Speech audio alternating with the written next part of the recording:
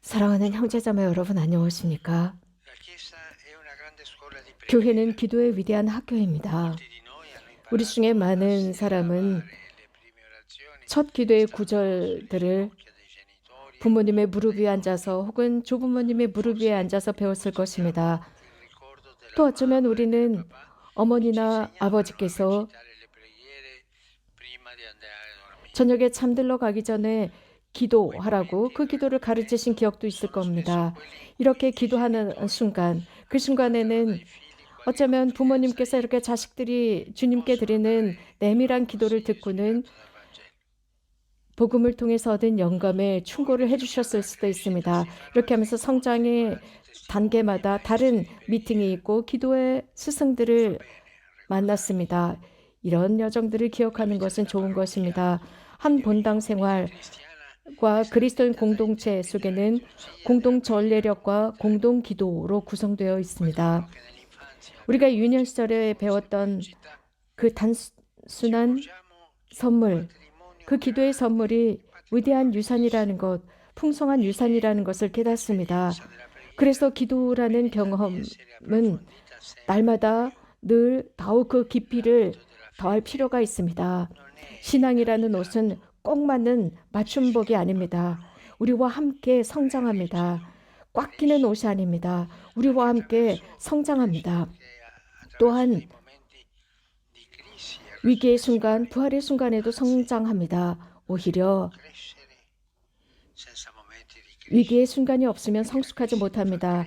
위기는 여러분을 성숙시킵니다. 위기라는 방법은 우리가 성숙하기 위해서 필요합니다. 위기 안으로 들어가는 것 말입니다.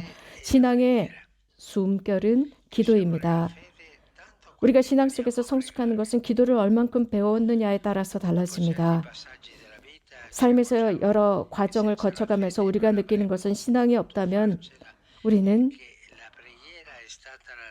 아무것도 할 수 없고 그 신앙의 우리들의 원동력은 기도라는 것입니다. 개인 기도뿐만 아니라 형제 자매들과 함께하는 기도, 우리들의 삶을 동반해주고 우리들과 함께하는 공동체, 우리를 알고 있는 형제 자매들, 이웃들, 우리들을 위해서 기도해달라고 청했던 그 이웃들의 기도입니다.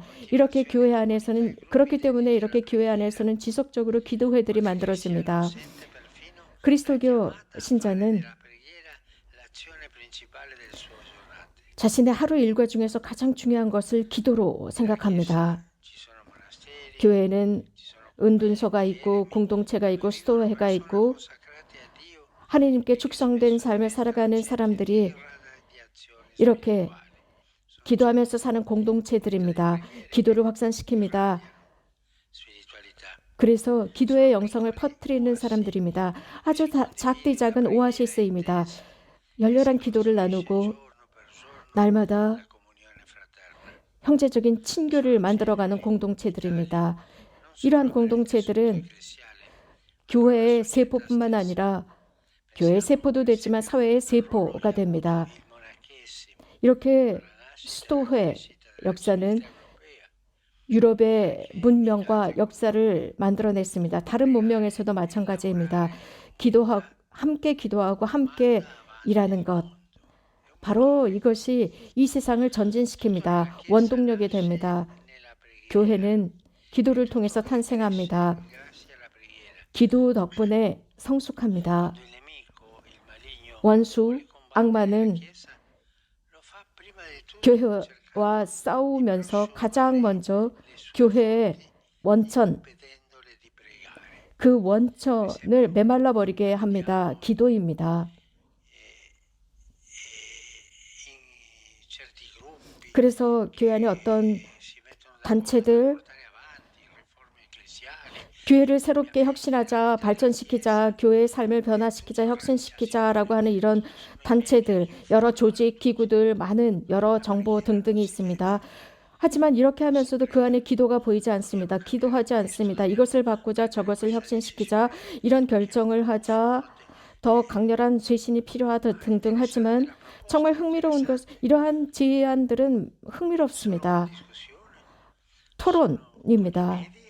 토론 혹은 마스미디어를 통해서 이런 것들을 하지만 기도는 어디에 있습니까? 기도가 성령께 개방시킵니다. 기도가 우리를 앞으로 전진할 수 있도록 영감을 줍니다. 교회의 변화는 기도가 없다면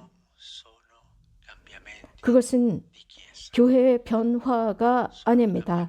단지 그룹의 변화, 단체의 변화일 뿐입니다. 원수, 제가 말씀드린 대로 원수, 악마는 교회를 쳐부수려고 합니다.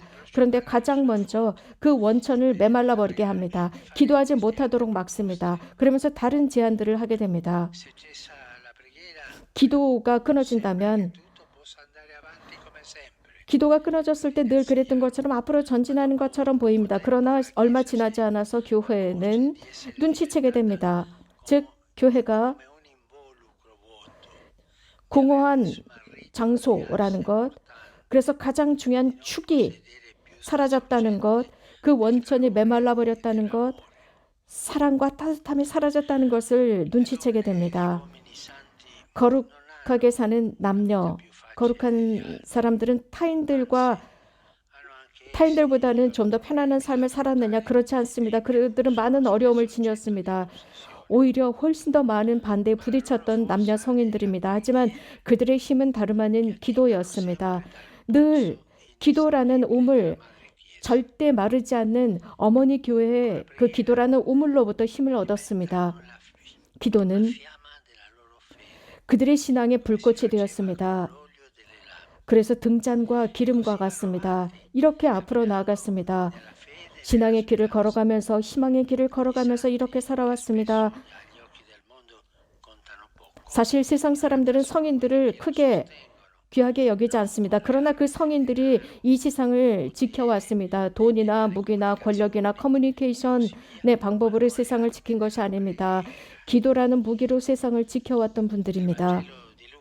루카복음에서 예수님께서 아주 드라마틱한 질문을 던지십니다. 늘 우리가 묵상하도록 만드십니다. 사람의 아들이 세상에 다시 왔을 때 믿음을 찾을 수 있겠느냐라는 질문입니다. 그저 그냥 조직체만 찾을 수 있을 것이냐? 다시 말씀드리면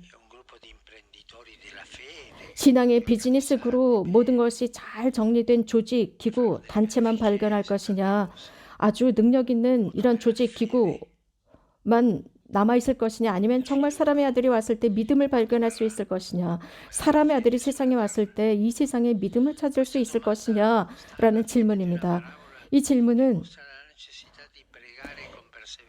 비유 막바지에 항고함, 정말 지치지 않고 항고하도록 격려하시는 말씀이었습니다.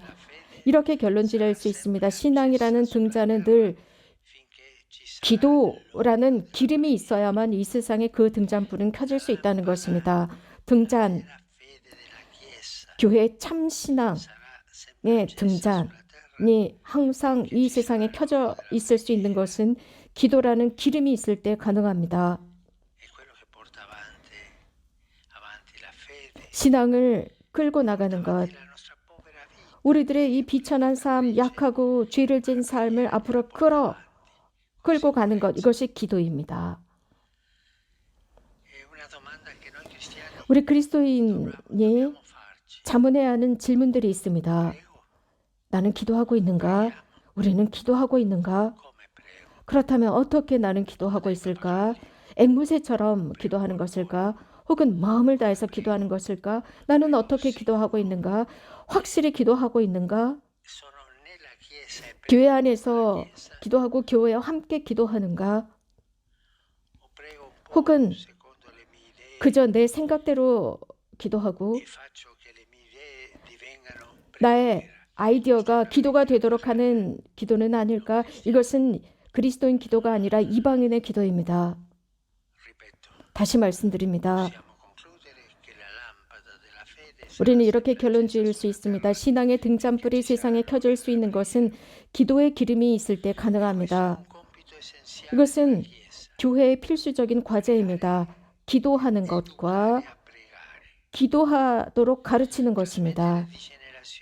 세세대대로 신앙의 등잔과 기도에 기름을 전승시키는 것입니다. 신앙의 등잔이 환히 밝힙니다. 그래서 정말 필요한 것에 질서를 매기는 것입니다.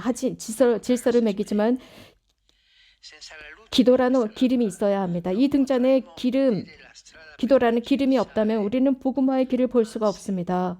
오히려 우리는 등잔이 켜져 있지 않다면 우리가 제대로 신앙, 믿음 생활을 할 수 있는 길을 볼 수 없을 것입니다. 우리가 섬기고 다가가야 할 형제들의 얼굴도 볼 수 없을 것입니다. 우리가 공동체적으로 만날 수 있는 그 방도 비출 수 없을 것입니다. 신앙이 없다면 모든 것은 무너집니다. 기도가 없다면 신앙의 불은 꺼져버립니다. 신앙과 기도는 함께 갑니다. 다른 길은 없습니다. 그렇기 때문에 교회는 친교의 집이고 학교이고 신앙과 기도의 학교이고 집입니다.